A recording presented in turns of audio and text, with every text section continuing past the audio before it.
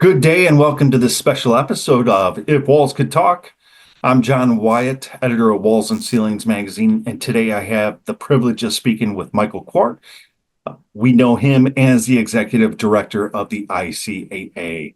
Now, the association recently worked with the magazine to compile this year's top insulation contractors list, that's 25, that appears in the February issue. So many of those companies have appeared in the magazine several times. You may know some. Some of the companies are staples, some make an entrance and join the ranks of this list. But what's agreed between the ICAA and Walls and Ceilings is that all these companies are very deserving of this honor. So, Michael, welcome and thanks for joining us today. Thank you. It's great to be here. Always great to see you. Thank you so much. Always great to see you. So, Mike, let's get into this list. Tell us about the process for selecting this year's top insulation contractors. Like I said, there's 25 of them. It's Yes, got to be hard to filter through and pick those. it is. You know what? I think you present me with the hardest task that I have all year. Can we change that to top 50 maybe? That's something we'll certainly consider. Yeah, it is. It's very difficult. There's so many good insulation contractors in this country, and but I love the challenge of doing that. And we look at number of criteria, generally like four or five. Uh, we don't look at customer service. That's something that we don't get our hands on.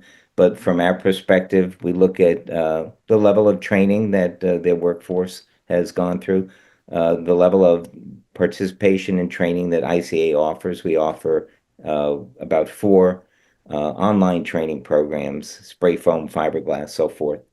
And that's certainly one of them. Engagement in continuing education, primarily with ICAA. We have ongoing series of webinars on contracts and labor issues and course insulation and safety compliance and so forth.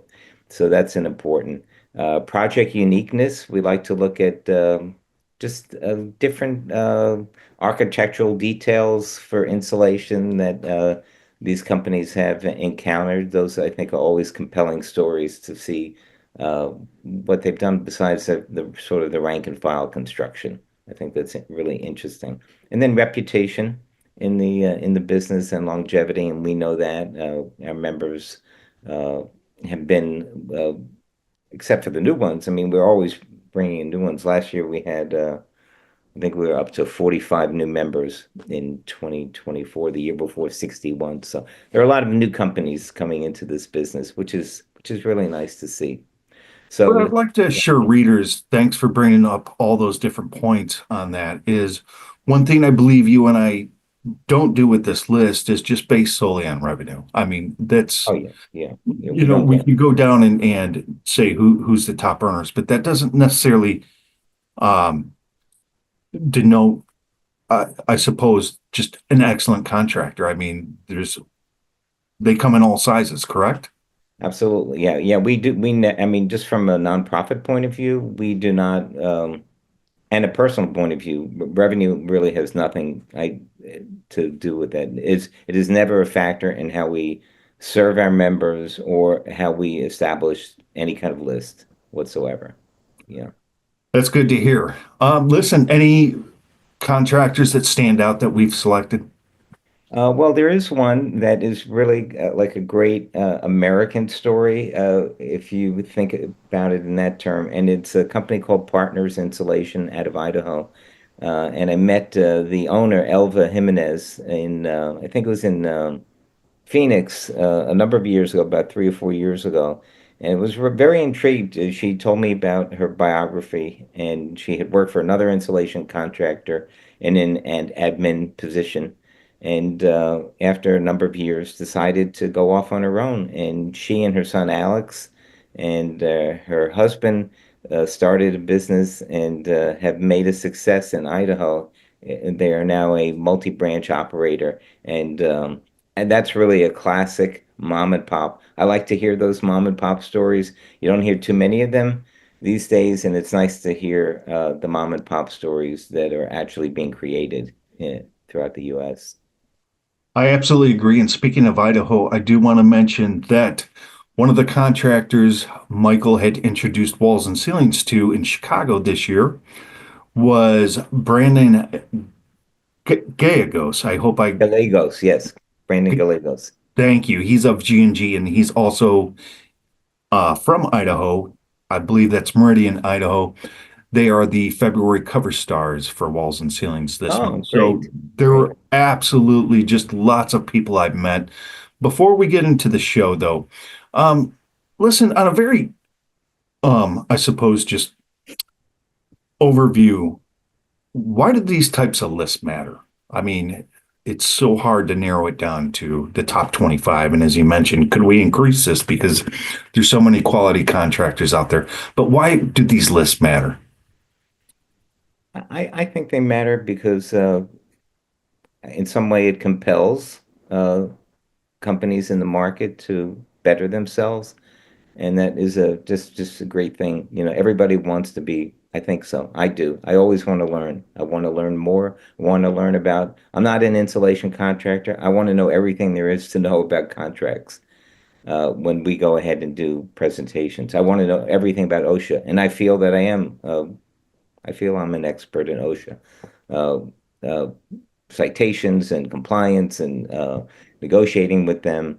And I think the lists matter because it's an aspirational kind of thing. I think there are a lot of insulation contractors that would like to be on that, and um, and then for the companies and for the people that see that, it does denote that recognition that they have gone, you know, they pushed ahead and done more than the average insulator.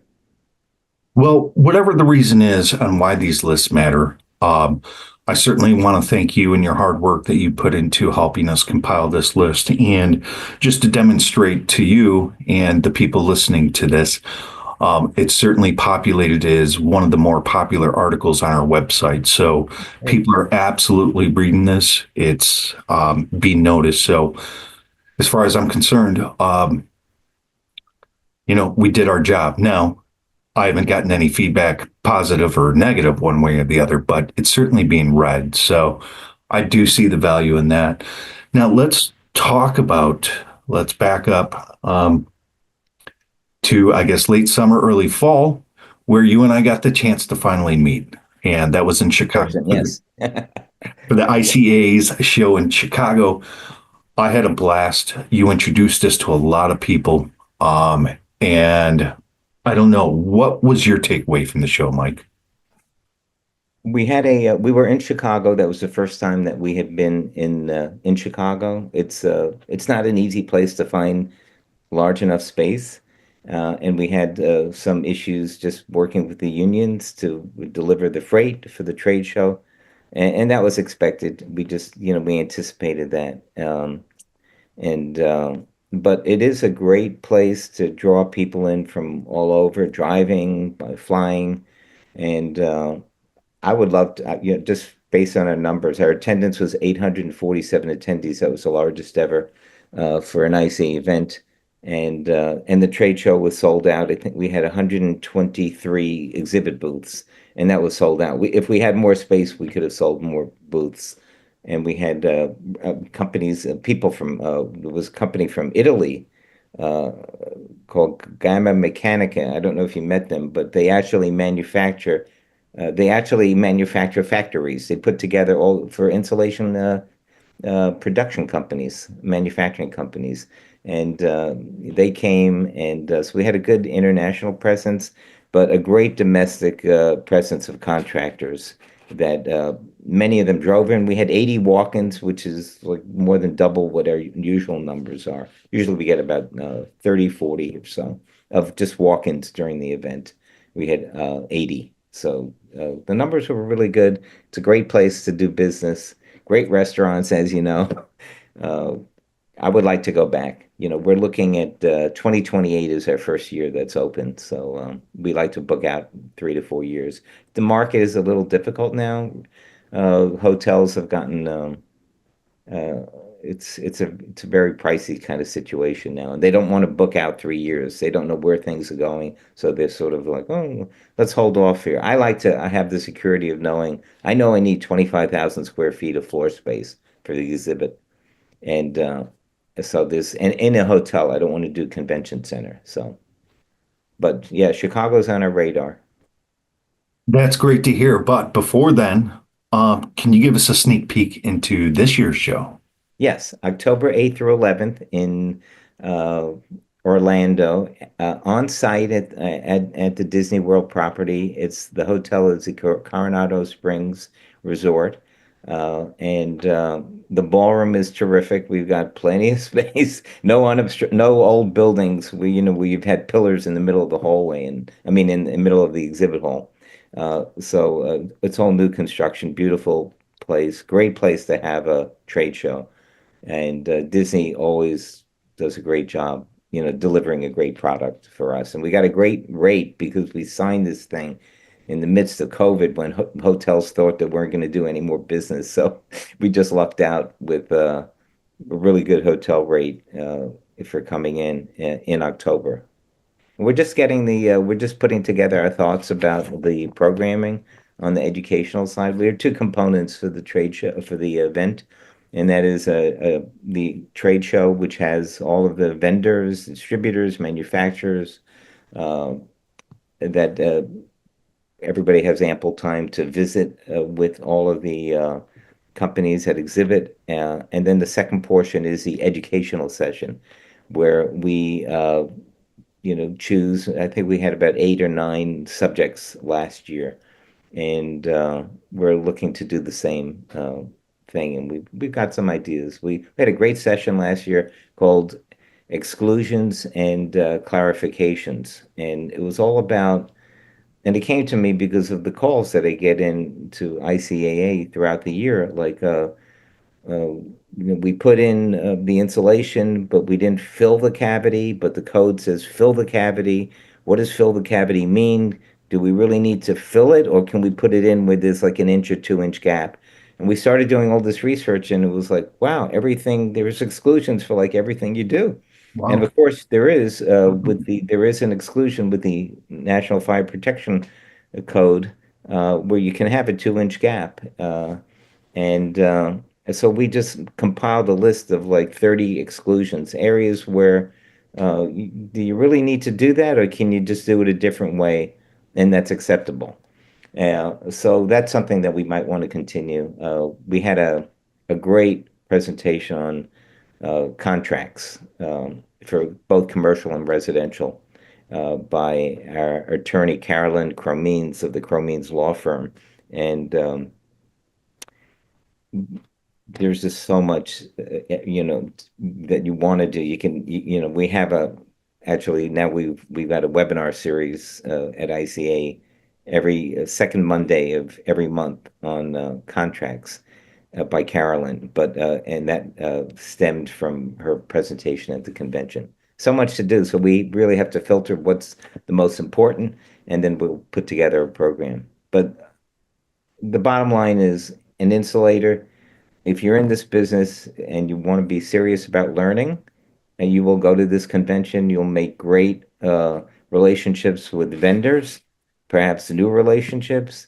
You get to meet your suppliers, which I think is really important these days. You have a lot of turnover of staff at suppliers. It's really good. I think the face-to-face is really, really important once a year.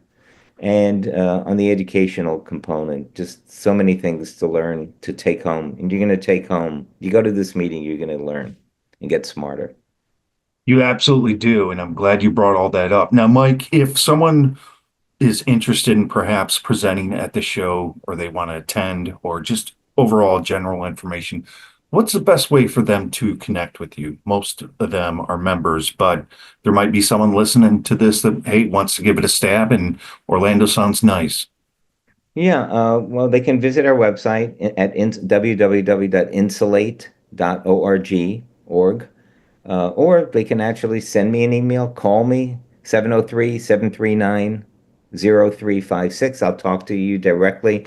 I'll make you an offer where you'd want to come in. We're not going to, when you come to our show, you're going to be hooked. You're going to want to come every year. You're going to be very excited about it. Great educational opportunity, and the trade show just by itself is a standalone. It's going to be better for your business to be there. I absolutely agree. It was well worth my time to anyone listening to this that hasn't been to that show. So, Mike, I do hope to see you in person down there in Orlando in October. But until then, I appreciate your time today. And for everyone listening, thanks for joining us. Again, I've been speaking with Michael Kwart of the ICAA. And until next time, take care.